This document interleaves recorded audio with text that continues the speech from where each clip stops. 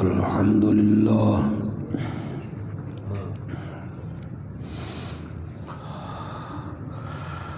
الحمد للہ نحمده ونستعینه ونستغفره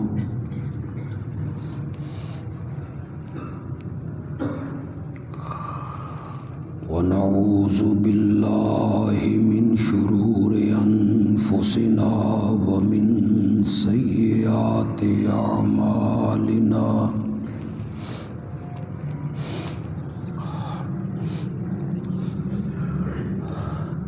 من يهده الله فلا مضل له ومن يضلله فلا هادي له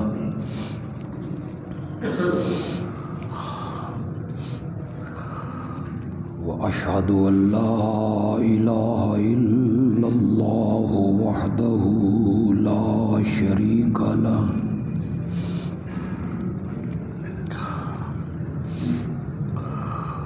وأشهد أن محمدًا عبده ورسوله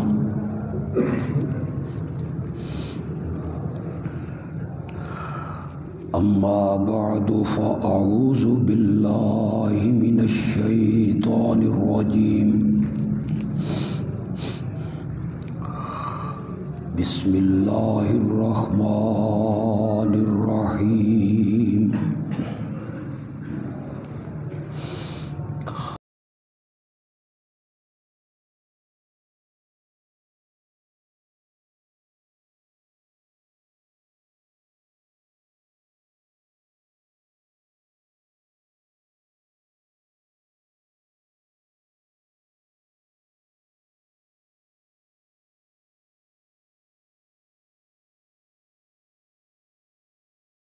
ما لا تفعلون كبر مقتا عند الله أن تقولوا ما لا تفعلون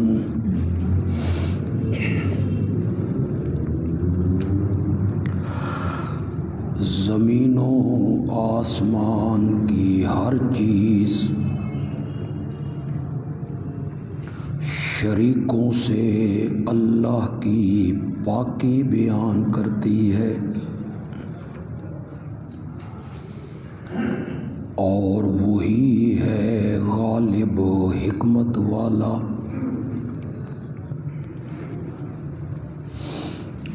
اے ایمان والو، وہ بات کیوں کہتے ہو جو تم کرتے نہیں ہو؟ اللہ کے ہاں بڑے غضب اور غصے کی بات ہے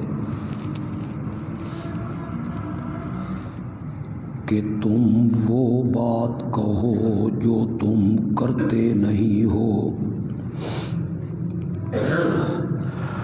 اللہم صلی علی محمد وعلی آل محمد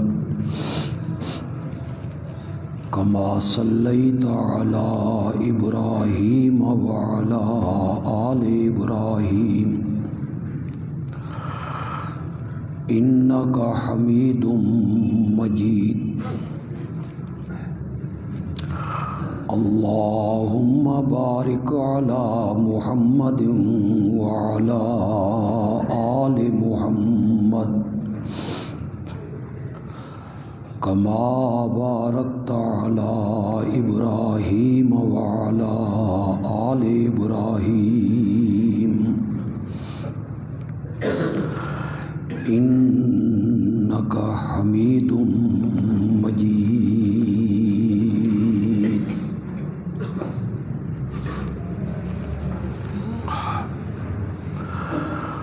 ہمارے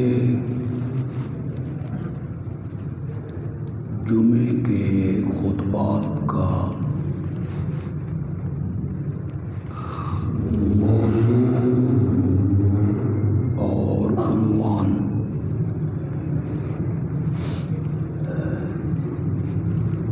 جو کئی جمعوں سے بیان ہو رہا ہے وہ ہے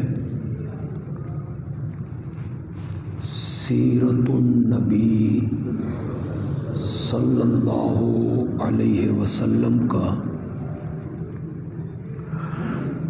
سب سے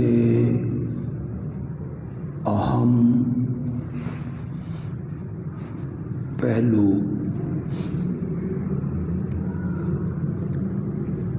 کہ میرے آقا حضرت سیدنا محمد الرسول اللہ صلی اللہ علیہ وسلم امت کو جو حکم دیتے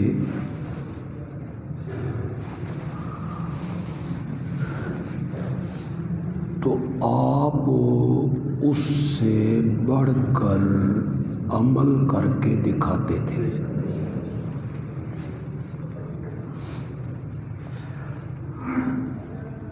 اس سلسلہ میں میں نے نماز کا ذکر کیا، روزوں کا ذکر کیا، پچھلے خطبے میں زکوٰۃ کا ذکر ہوا کہ امت کو 7.5 تولہ سونا یا اتنی مالیت کا نقد پیسہ تجارت اس پر 1 سال گزر جائے، 40واں حصہ اللہ کی راہ میں خیرات کرو۔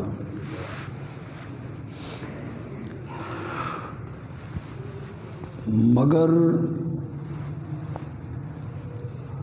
آپ نے اپنے گھر میں کچھ بھی نہیں رکھا، جو کچھ آتا گیا وہ اللہ کی راہ میں خرچ ہوتا گیا۔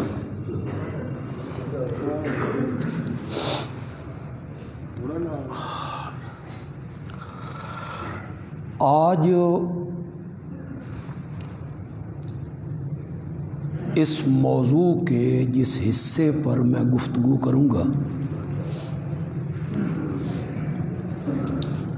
وہ ہے وعدہ اور عہد کو نبھانا۔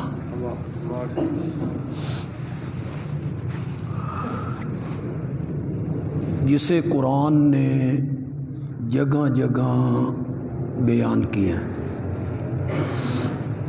یا ایھا الذین آمنوا اوفوا بالعقود، اے ایمان والو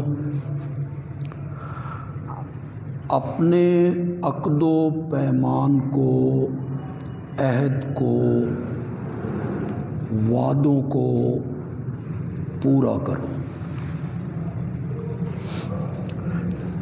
ایک وعدہ وہ ہے جو ایک مسلمان اپنے اللہ سے باندھتا ہے۔ اسلام قبول کیا تو یہ عہد کیا کہ میں آئندہ اپنی پوری زندگی تیرے احکام کے مطابق گزاروں گا۔ اس وعدے کو بھی پورا کرو۔ تم نے اسلام قبول کرتے ہوئے یہ وعدہ کیا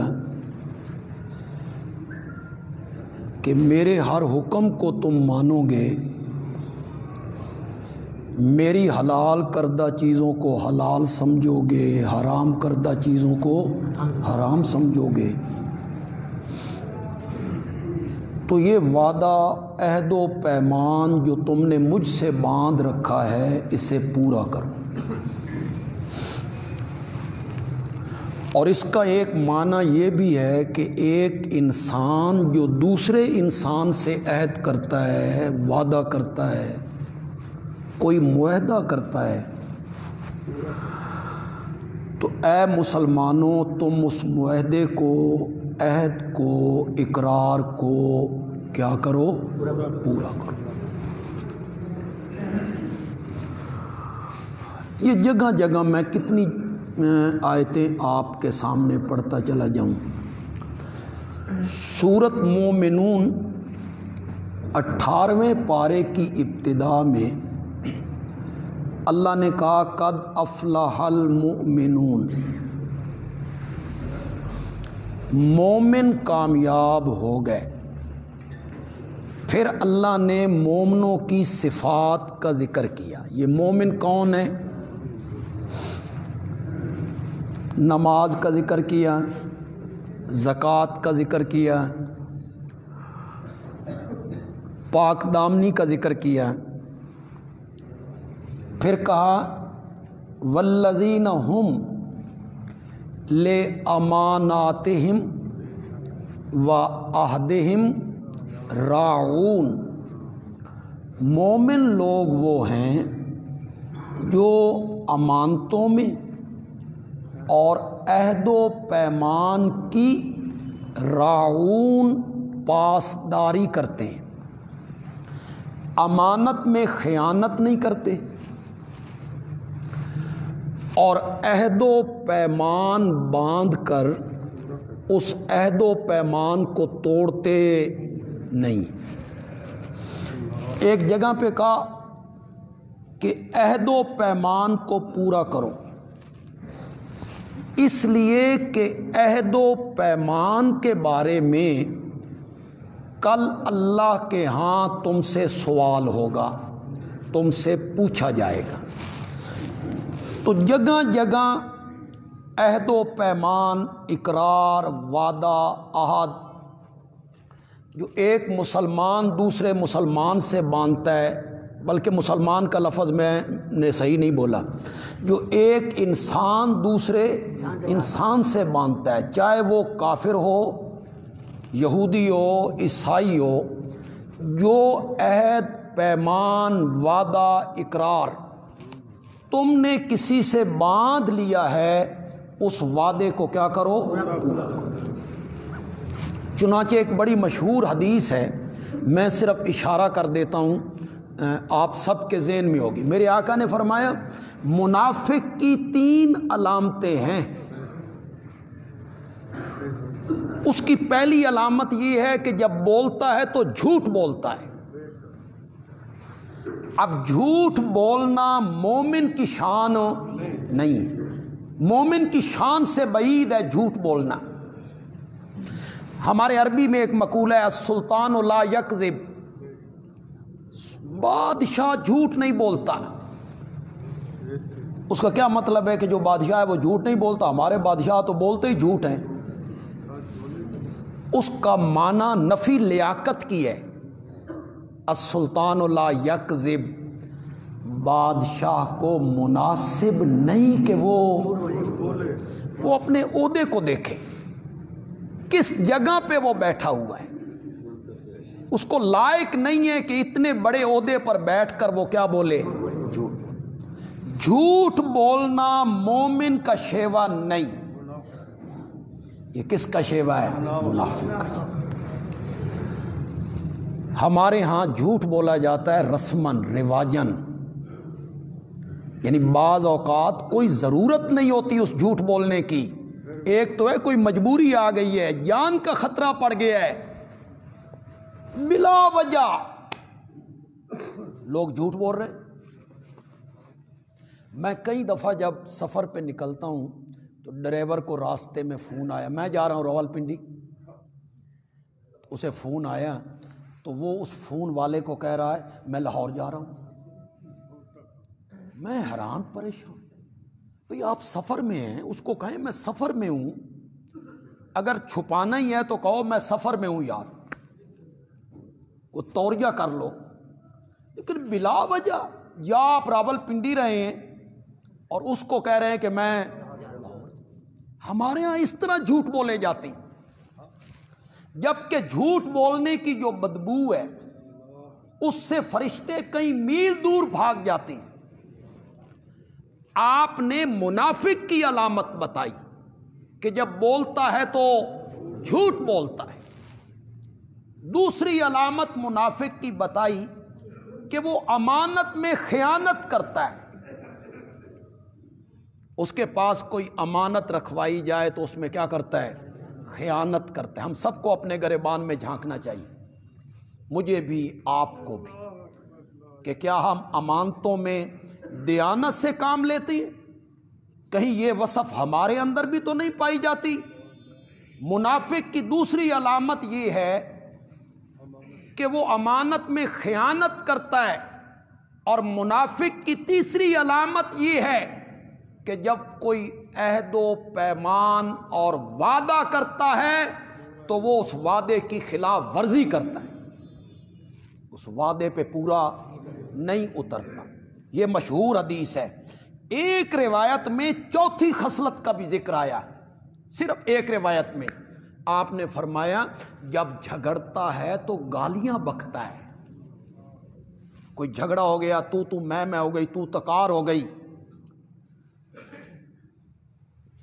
تو اس تو تکار میں، بحث و مباحثہ میں، بحث و تمہیس میں وہ کیا نکالتا ہے؟ گالیاں نکالتا۔ یہ مذہب کی بحث و تمہیس ہو یا سیاست کی گفتگو ہو،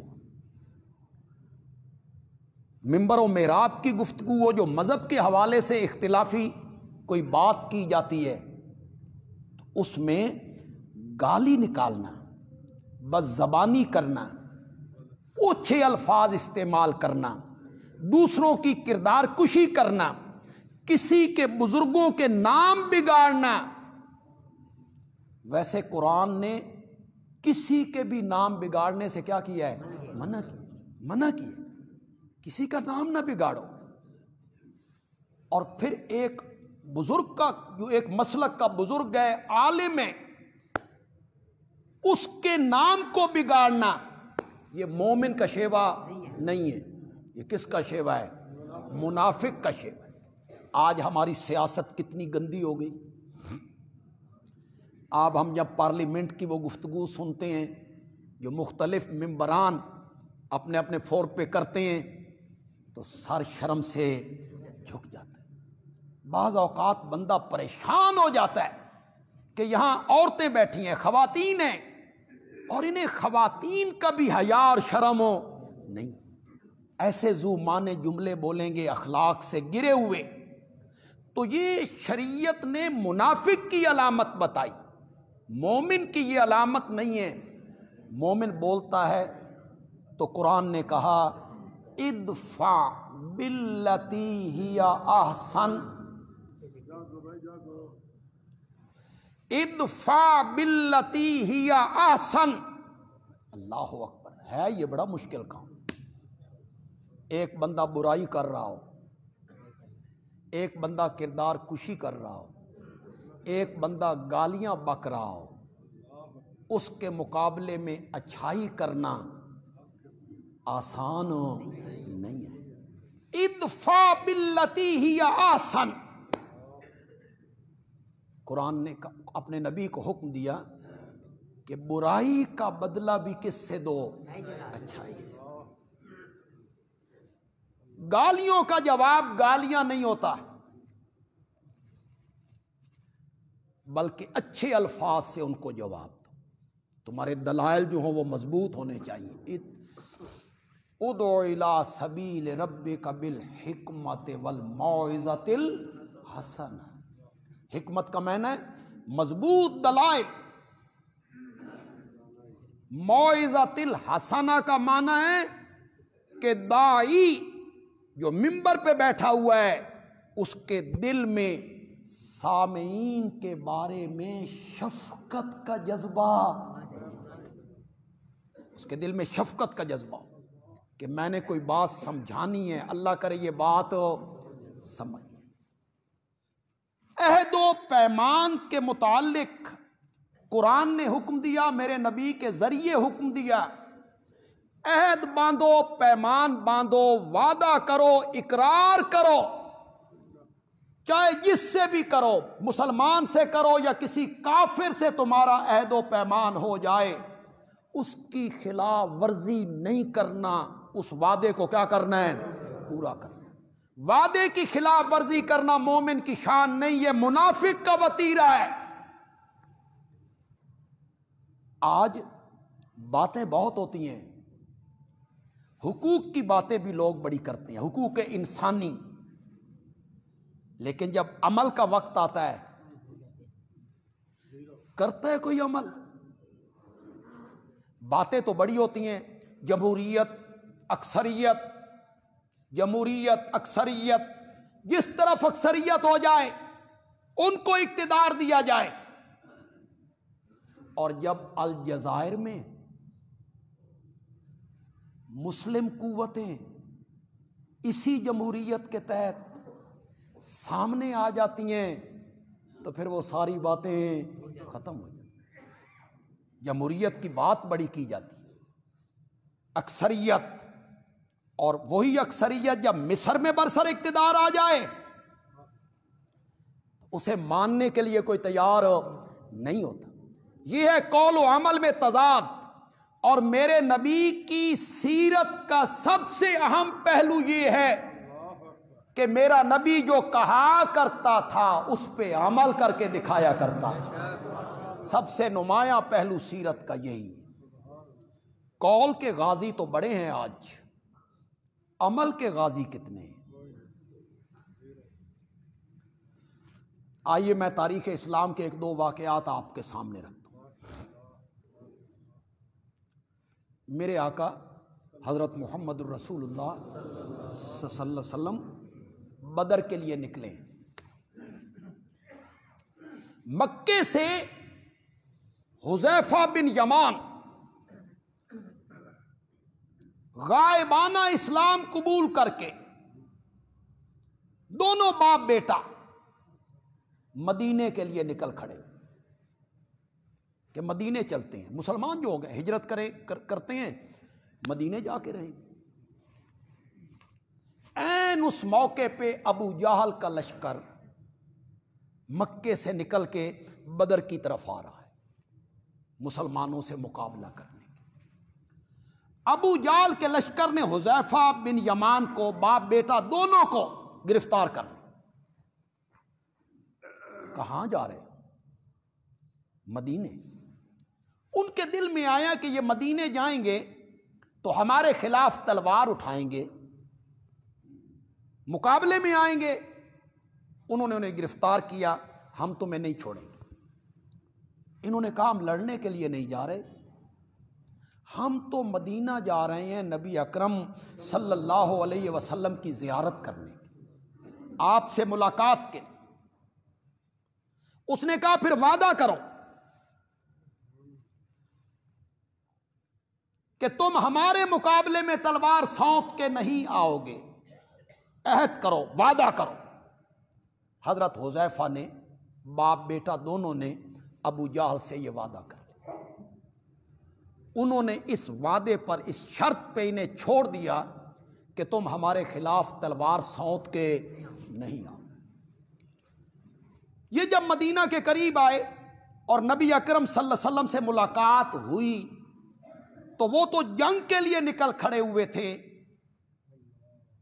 اب ایک منٹ کے لیے تصور کرو، جنگ کون سی ہے؟ بدر،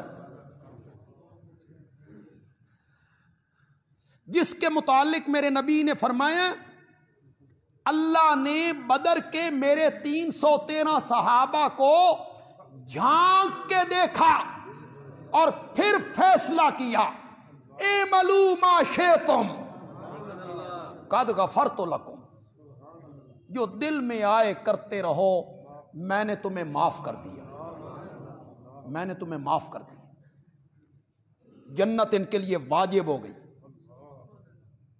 1,00,000 سے زائد صحابہ میں مرتبے اور مقام میں سب سے اعلیٰ اور افضل یہی 313 ہیں جو بدر میں شریک ہوئے. تصور کرو، بدر کی لڑائی ہے، اور پھر ایک ایک بندے کی ضرورت ہے. یہ اقلیت میں ہیں، 313 ہیں، ان کے پاس صرف 8 تلواریں ہیں.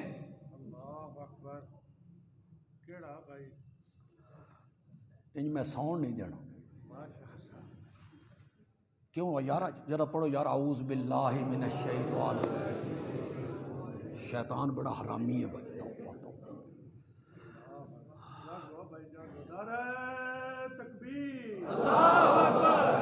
وہ اصل آپ کے سونے سے نا تھوڑا سا میرا نہیں تو آنکھوں تے میں بھی بزرگوں دوستوں والی تقریر شروع کراں. وقت پاس کریے.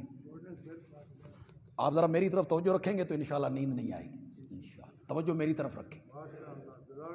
ایک ایک بندے کی ضرورت ہے. یہ صرف 313 ہے، ان کے پاس صرف 8 تلواریں ہیں، صرف 70 اونٹ ہیں. سواریاں نہیں، تلواریں نہیں، ڈھالیں نہیں، تیر نہیں، اسلحہ نہیں. انہیں ایک ایک آدمی کی ضرورت ہے. پھر بدر کی لڑائی ہے، پھر عہد و پیمان بھی کسی مومن سے نہیں ہوا. وہ جو اسلام کا سب سے بڑا دشمن تھا ابو جہل، عہد و پیمان بھی اس سے ہوا. حذیفہ بار بار کہتے ہیں یا رسول اللہ ہمیں محروم نہ کیجئے. یہ معاہدہ ڈر کے ہوا تھا، یہ اقرار خوف کی وجہ سے ہوا تھا، یہ عہد و پیمان جان بچانے کے لیے ہوا تھا. اور میرا نبی کہتا ہے کہ نہیں، جو عہد و پیمان تم نے ابو جہل سے کیا ہے محمد بھی اس کی پاسداری کرے. یہ ہے سیرت کا سب سے اہم پہلو کہ جو عہد و پیمان باندھا گیا اس پر میرے نبی نے عمل کر کے دکھایا، عہد کی خلاف ورزی نہیں کرنی. ایک اور واقعہ رکھتا ہوں آپ کے سامنے.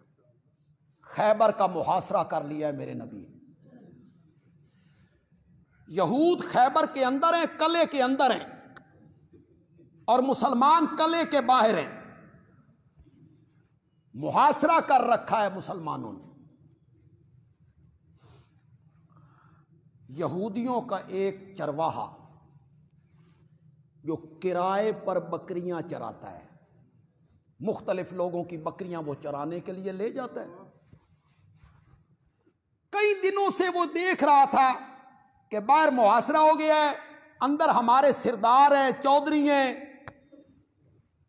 اس کے دل میں آیا کہ یہ مدینے سے چل کے خیبر کا محاصرہ کرنے کے لیے جو آیا ہے، چل کے دیکھتے تو ہیں ہے کون.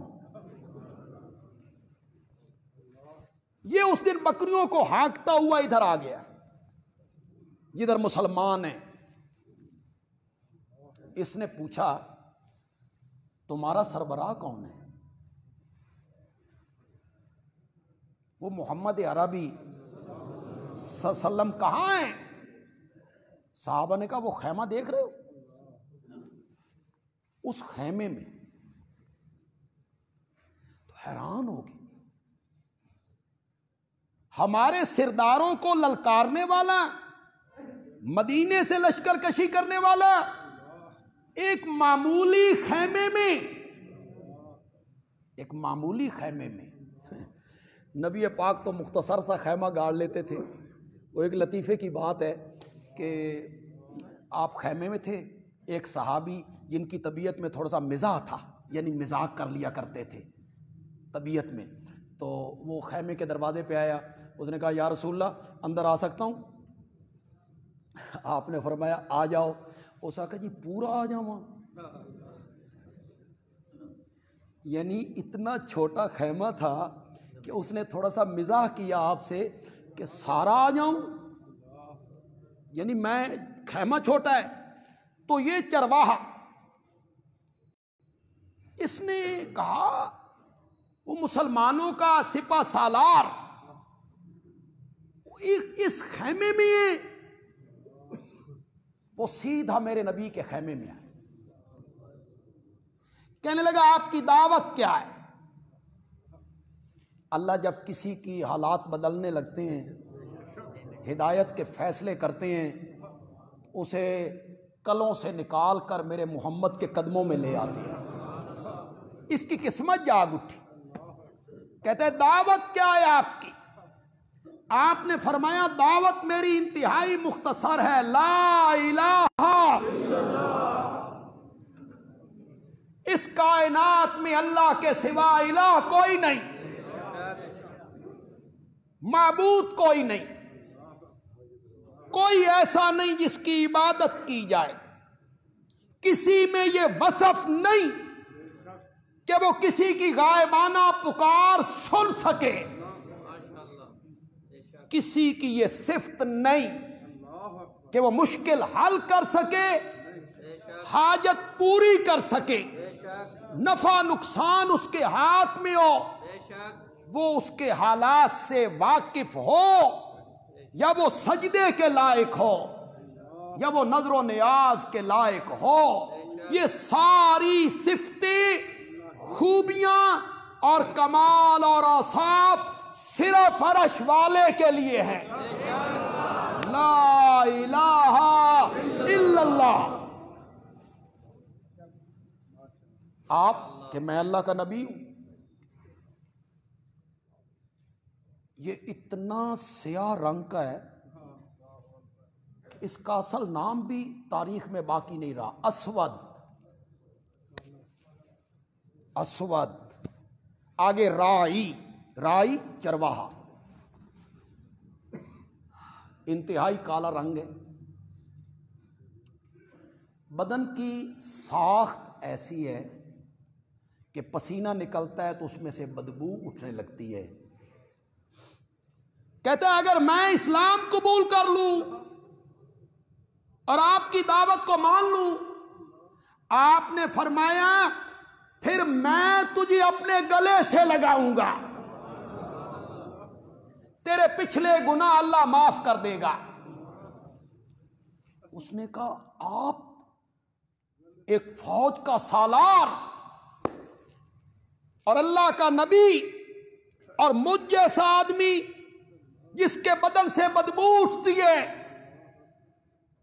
گلے سے لگا لے گا؟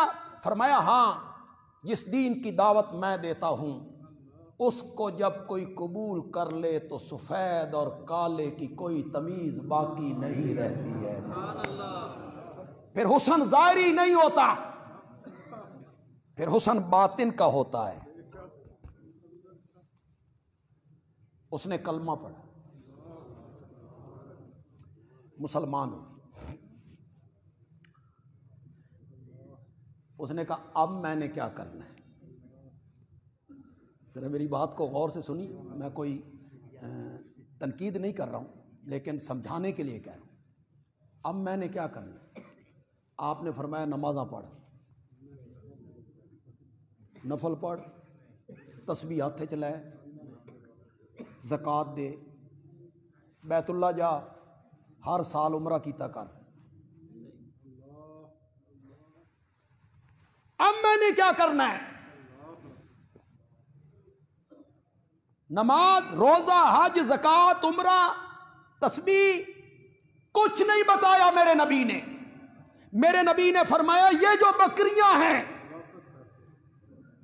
یہ تیرے پاس امانت ہیں، اور تو نے ان سے عہد کر رکھا ہے کہ یہ بکریاں چرا کے میں واپس کروں گا، سب سے پہلے انہیں واپس کر کے آ۔ جی یہ نہیں کہا مال غنیمت بنا لو، یہودیاں دیاں نے، یہ ان کی بکریاں ہیں جن کے ساتھ ہم جنگ کرنے آئے ہیں، نہیں۔ فرمایا یہ جو عہد و پیمان ہے، ایک عہد و پیمان کے ذریعے یہ بکریاں تیرے حوالے کی گئی ہیں کہ تو چرانے کے بعد ہمارے ڈیرے پہ پہنچائے گا، جا ان بکریوں کو واپس کر کے۔ پھر وہ آیا کہنے لگا آپ فرمایا نا نماز کا وقت ہے، اب تو ایک ہی وقت ہے اور وہ جہاد کا وقت ہے۔ اللہ کی راہ میں لڑتے لڑتے شہید ہو گیا۔ آپ کی عادت مبارک تھی کہ جب جنگ تھم جاتی تو آپ اس میدان کا معائنہ کرتے، زخمیوں کو دیکھتے، شہداء کو دیکھتے۔ اس کے اوپر صحابہ جمع ہیں، خسر پھسر ہو رہی ہے، ساڈے بچوں تے نہیں، ہم تو اس کو نہیں پہچانتے، یہ شہید ہونے والا کون ہے؟ میرے آقا پہنچے، فرمایا تم نہیں جانتے ہو، میں جانتا ہوں، یہ اسود رائی ہے، اور رب نے اس کو تسنیم و کوثر سے غسل دیا ہے، تسنیم و کوثر سے غسل دیا ہے، اور اس کا چہرہ 14ویں کی چاند کی طرح چمک اٹھا ہے۔ میرے نبی نے جو کہا کر کے دکھایا۔ میرے نبی نے کہا وعدہ کرو تو کیا کرو، عہد باندھو تو پورا کرو، عہد و پیمان کو توڑو نہیں۔ پھر میرے نبی نے جو کہا، امت کو حکم دیا، میرے نبی نے خود اس پر عمل کر کے دکھایا۔ تیسری مثال پیش کر، صلح حدیبیہ ہو رہی، کئی مشرکین کے لوگ گفتگو میں ناکام ہو کے واپس چلے گئے، جن میں ایک عروہ بھی تھا، گفتگو کامیاب نہیں، ادھر حضرت عثمان گئے تو ان کی گفتگو بھی کامیاب نہ ہو سکی۔ مشرکین نے کہا اس سال ہم نہیں آنے دیں گے، الٹا حضرت عثمان کو بھی کیا کر لیا، گرفتار کر۔ اتنے میں مشرکین کا نمائندہ سہیل آتا ہوا دکھائی دیا، تو سہیل تصغیر ہے سہل کی، سہل عربی میں کہتے ہیں آسانی کو، اور سہیل کہتے ہیں تھوڑی سی آسانی، تصغیر ہو گئی نا، تھوڑی سی آسانی۔ تو میرے آقا نے سہیل کو دیکھا تو فرمایا مطمئن ہو جاؤ، ہن آسانی دے اوقات آن لگے نے، اس کے نام سے آپ نے اخذ کیا، کچھ اب حالات بہتر ہو جائیں گے۔ سہیل آئے، گفتگو ہوئی، گفتگو میں جو شکیں لکھی گئیں وہ بڑی عجیب تھی، بازار بڑی عجیب تھی۔ تمہارا کوئی مسلمان مدینے سے بھاگ کے مکے آیا تو ہم واپس نہیں کریں گے، ہم واپس نہیں کریں گے۔ ہمارے مکے سے کوئی بندہ بھاگ کے مدینے گیا نا تو تمہیں واپس، آج بھی ذرا سوچو، یہ برابری دی شرط ہے، یہ تو برابری کی شرط نہیں۔ اس سال بغیر عمرہ کیے واپس چلے جاؤ، اگلے سال آؤ، 3 دن کے لیے مکے میں رہو، تلواریں نیام میں ہوں گی، اس سال چلے جاؤ۔ 10 سالوں کے لیے جنگ بندی ہو گئی، 10 سال ہماری آپس میں جنگ نہیں ہوگی۔ صحابہ بڑے پریشان، یہ دب کے سلو کیوں ہو رہی ہے، یہ شرائط کیوں، ہم مکے نہیں جا سکتے۔ یہ 1400 ہیں، یہ تو 313 تھے، انہوں نے ابو جہل کے لشکر کا منہ پھیر کے رکھ دیا تھا، آج تو یہ 1400 ہیں۔ مشرکین مکہ کی کوئی کمک بھی نہیں پہنچ سکتی، آج یہ چڑھائی کرنے کون روکنے والا ہے؟ صحابہ پریشان ہیں، لیکن جس جگہ پہ نظر پہنچتی تھی نبوت کی، وہاں صحابہ کی نظر نہیں۔ 10 سال کے لیے مطمئن ہو گئے، ان 10 سالوں میں دعوت و تبلیغ کا کام شروع ہو گیا، مختلف حکمرانوں کو خط میرے نبی نے لکھے، آگے سنو کہ جو تمہارا بندہ آئے گا ہم واپس نہیں کریں گے، اس شک کا کیا حشر ہوا وہ میں تمہیں بتاتا ہوں۔ یہ عام لوگوں کو پتہ نہ چلا، وہاں نظر نہیں پہنچی، نظر نہیں پہنچی۔ حضرت عمر رضی اللہ تعالیٰ عنہ جوش میں ہیں، یا رسول اللہ اسی سچے نہیں؟ فرمایا بالکل۔ آپ اللہ کے رسول سچے نہیں؟ بالکل۔ پھر دب کے سلو کیوں؟ آپ نے ایک جملہ کہا، میں اللہ کا نبی ہوں، اس کی نافرمانی نہیں کر سکتا۔ اب بتانا یہ چاہتے ہیں کہ یہ سب کچھ کس کے حکم سے ہو رہا ہے؟ ہاں، صحابہ میں ایک شخص ہے جس کی نظر وہاں پہنچی جہاں نبوت کی نظر پہنچی ہے، اور وہ سیدنا صدیق اکبر ہے رضی اللہ تعالی۔ حضرت عمر یہاں سے نکل کے حضرت ابوبکر کے پاس گئے، یار اسی سچے نہیں؟ کہ کیوں نہیں؟ کیا آپ اللہ کے برحق نبی نہیں؟ کہ کیوں نہیں؟ پھر دب کے سلو کیوں؟ حضرت ابوبکر نے کہا وہ اللہ کے نبی ہیں۔ میرے نبی نے کیا جواب دیا تھا؟ میں اللہ کا۔ ابوبکر کیا کہتے ہیں؟ وہ اللہ کے نبی ہیں، وہ وہی کرتے ہیں جو عرش والا کہتا ہے۔ وہی جواب جو میرے نبی نے دیا، وہی جواب سیدنا صدیق اکبر نے دیا۔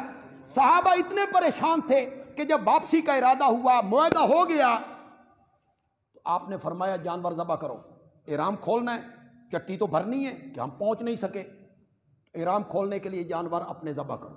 صحابہ چپ، کوئی ذبح نہیں کرتا، کوئی ذبح۔ کیوں؟ صحابہ کے دل میں ابھی تک یہ بات آ رہی ہے،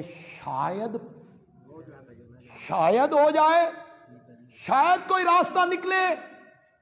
کسی نے ذبح نہیں کیا۔ میرے آقا خیمے میں آئے، میری ماں حضرت ام سلمہ رضی اللہ تعالیٰ عنہ، ان سے ذکر کیا، ام سلمہ بڑی عجیب گل ہوئی ہے، میں نے کہا آپ نے جانور ذبح کر دو، کسی نے ذبح نہیں کیے۔ ام سلمہ نے ایک تدبیر بتائی۔ کیا بات ہے؟ ام سلمہ نے کہا یا رسول اللہ آپ باہر نکلیں، سب لوگوں کے سامنے آپ خود جانور ذبح کریں، پھر دیکھیں۔ جب آپ نے جانور ذبح کیا، اب صحابہ کو یقین ہو گیا آگے جانے کا راستہ ختم ہے، تو سب نے اپنے اپنے جانور ذبح کر۔ مکے سے جو مسلمان بھاگ کے مدینے جائے گا واپس کرنا ہوگا۔ ابھی یہ معاہدہ لکھا جا رہا ہے، ابھی یہ معاہدہ لکھا جا رہا ہے، ابھی اس پر دستخط بھی نہیں ہوئے کہ اسی سہیل کا بیٹا ابو جندل زنجیروں میں جکڑا ہوا، کلمہ پڑھتا ہوا میرے نبی کے قدموں میں آ کے گرا۔ ابھی معاہدہ پائے تکمیل کو بھی نہیں پہنچا جی، ابھی اس پر دستخط نہیں ہوئے، ابھی صرف لکھا جا رہا ہے، اور لکھنے والا کون ہے؟ حیدر کرار رضی اللہ تعالی۔ یہاں میں ایک بات کہوں گا، جب معاہدہ لکھا گیا آپ لکھوا رہے تھے، حضرت علی لکھ رہے تھے، آپ نے فرمایا لکھو بسم اللہ الرحمن الرحیم۔ ہر کام، اچھا کام جو شروع کیا جائے اس کو کس کے نام سے شروع کرنا چاہیے؟ تو سہیل کہتا ہے یہ رحمان کون ہے؟ یہ رحیم کون ہے؟ ہمارے ہاں تو یہ لکھنے کا رواج کوئی نہیں۔ آپ نے فرمایا تم کیا لکھوانا چاہتے ہو؟ اس نے کہا بِاسْمِكَ اللہم، بِاسْمِكَ اللہم، اے اللہ تیرے نام کے ساتھ۔ آپ نے حضرت علی سے کہا وہ کاٹ دے، یہی لکھ دے۔ مطلب تو یہی، اس کا بھی اسی کا تھا، اللہ کے نام سے صرف رحمان رحیم ہی ختم کرنا تھا نا، صرف رحمان رحیم ہی مٹانا تھا نا. لکھ دے بے اسمے کا اللہم. حضرت علی نے لکھ دی. لکھ ھذا ما قضا علیہ محمد الرسول اللہ. یہ وہ تحریر ہے اور یہ وہ فیصلہ ہے جو محمد نے کیا، جو اللہ کا رسول ہے. سہیل پھر بولا اگر ہم آپ کو اللہ کا رسول مان لیں پھر تو جھگڑا ہی کوئی نہیں. تو یہ رسول اللہ کیوں لکھا؟ اس کی جگہ لکھیے ابن عبداللہ، محمد ابن عبداللہ. آپ نے حضرت علی سے کہا جو یہ کہتا ہے لکھ دے. رسول اللہ مٹا دے، اس کی جگہ پہ ابن عبداللہ لکھ دے. حضرت علی کے لیے یہ لمحہ بڑی کشمکش کا لمحہ تھا. الامر فوق الادب، الادب فوق الامر. حکم ادب پہ غالب ہے یا ادب حکم پر غالب ہے؟ نافرمانی کروں، ظاہری نافرمانی جو لوگوں کو نظر آئے گی کہ یہ نافرمانی ہے، کہ میں نہیں کاٹتا، یہ محبت ہے. اور حکم کیا ہے؟ حکم یہ ہے کہ کاٹ دو. محبت یہ ہے نہیں کاٹنا.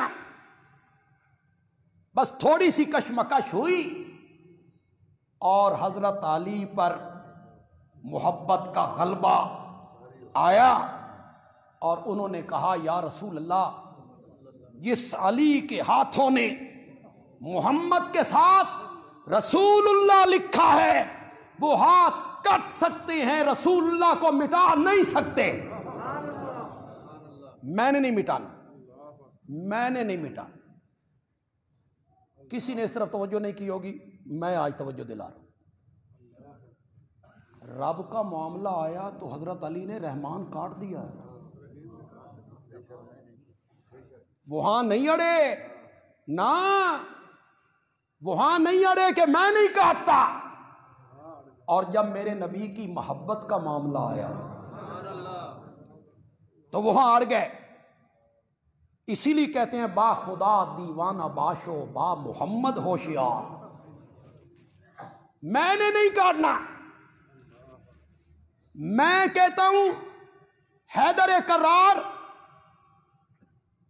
سیدنا علی ابن ابی طالب تیری اس ظاہری نافرمانی پر میں کروڑوں فرما برداریاں قربان کر دیتا ہوں.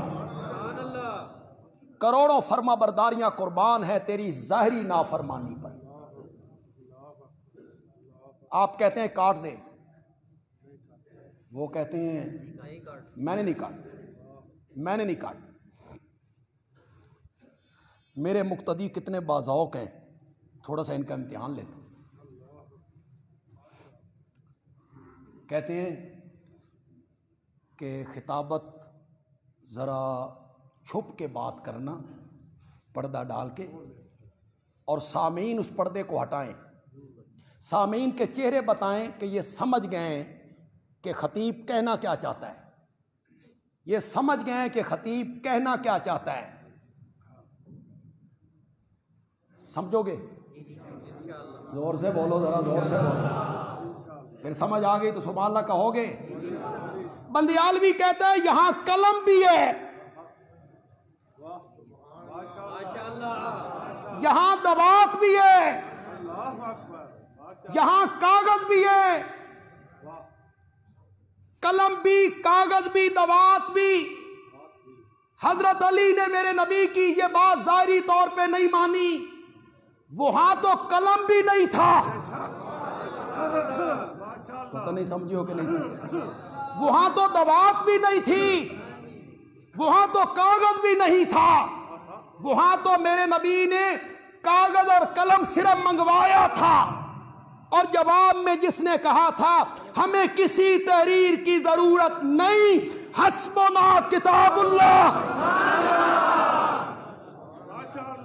یہ ظاہری نافرمانی ہے، اس پر تنقید نہیں کرتے ہو۔ اور انہوں نے قلم دوات دینے سے اگر انکار کیا ہے تو ادھر تم تنقید کی پٹاری کھول کے بیٹھ جاتے ہو۔ یہ پیمانے الگ الگ کیوں ہیں؟ یہ پیمانے الگ الگ کیوں ہیں؟ پھر کیا آپ نے قلم دوات حضرت عمر سے مانگا تھا؟ حضرت عمر کو کہا تھا کہ تو لے کے آ؟ تماشا تم نے کبھی فدق کے نام پر، کبھی قلم دوات کے نام پر تنقید کا دروازہ کھول دیتے ہو۔ نبی پاک نے جمع کا صیغہ بولا تھا، لے آؤ میرے پاس۔ حضرت عمر کو کہا تھا، ان کو حکم دیا تھا، آپ نے تو مطلق کہا تھا لے آؤ میرے پاس۔ بندیالوی کہتا ہے حضرت عمر نہیں لے آئے، حضرت علی لے آتے، حضرت علی لے آتے۔ 4 دن میرے نبی اس کے بعد زندہ رہے، تحریر اتنی ضروری تھی، آپ پھر منگواتے، لکھواتے۔ تم کہتے ہو حضرت علی کی خلافت لکھوانا چاہتے تھے، حضرت عمر آڑے آ گئے۔ پتہ نہیں کتنے لوگ میرے اشارے کو سمجھیں۔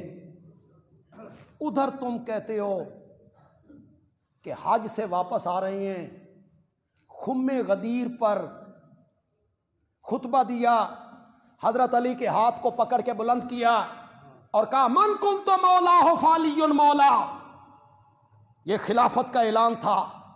بندیالوی کہتا ہے اگر خلافت کا اعلان 3 مہینے پہلے ہو گیا تھا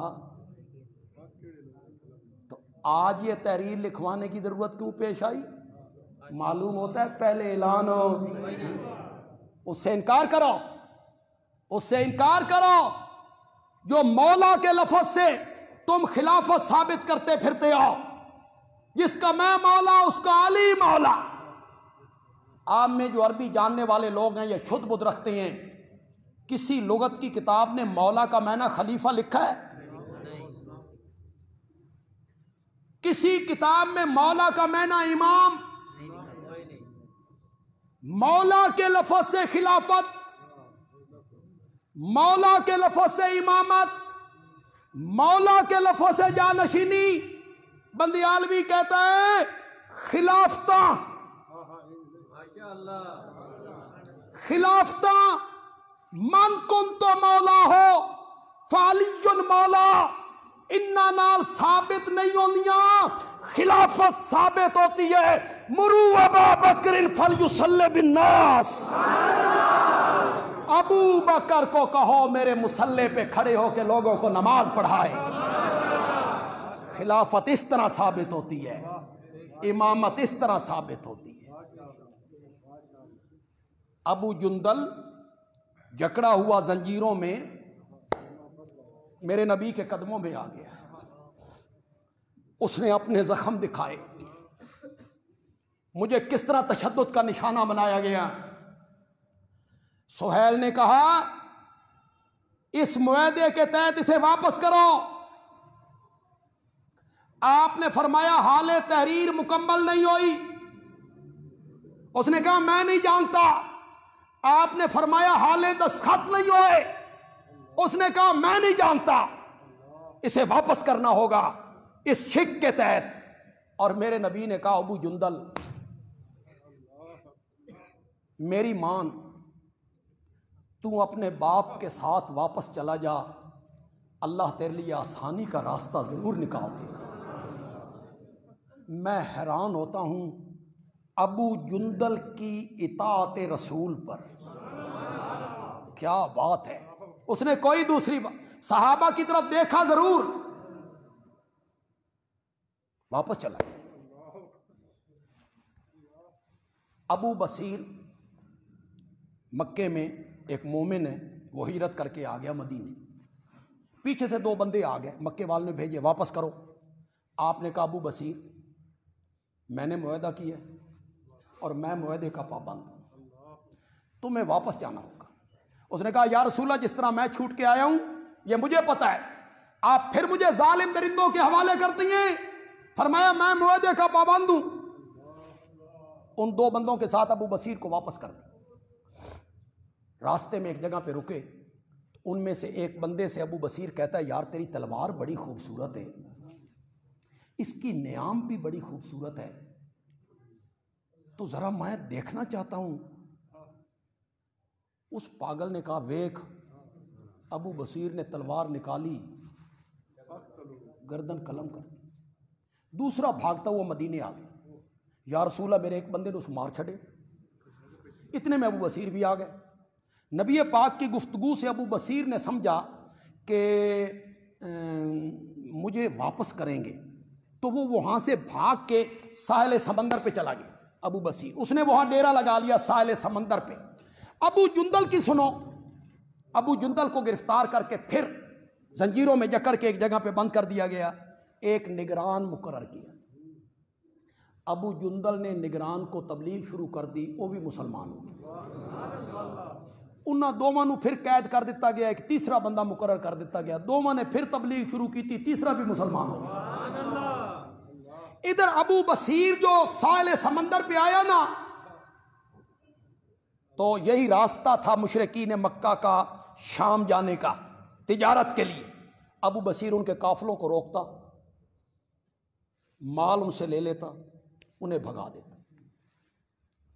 ابو بصیر کے پاس ساحل سمندر پہ 300 مسلمان جمع ہوئے۔ وہ جو مکے میں مسلمان ہوتے تھے مدینے نہیں جاتے تھے، صرف ادھر ابو بصیر کے ڈیرے پہ چلے جاتے۔ ابو بصیر کا ڈیرا ساحل سمندر پہ۔ جب راستے بند ہوئے نا مشرکین کے تو مشرکین نے اپنا ایک وفد میرے نبی کے پاس بھیجا، اے خدا دا نا جی انہوں نے اتھو ہٹاؤ تے مدینے بلاؤ۔